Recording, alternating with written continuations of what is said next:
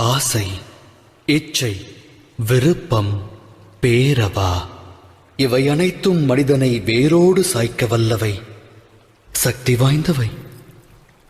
மனித வாழ்வில் அடங்கியது யாதென எவரேனும் வினவினால் அதற்கான தம் விடை யாது?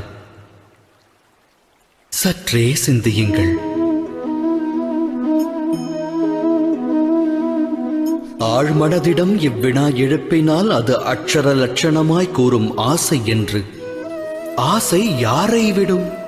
அது அனைவரின் மனதிலும் வேரை விடும், தம்மிலும் ஊற்றெடுக்கும். 8 திக்கையும் வென்றவர் உண்டு, விண்ணையும் மண்ணையும் ஆண்டவர் உண்டு. ஆனால் ஆசை வென்றவர் அண்டத்தில் இல்லை. ஆசையெனும் மோகத்தை தேடுவதன் மூலம் அனைவரும் அலைவர் அல்லும் பகலும்.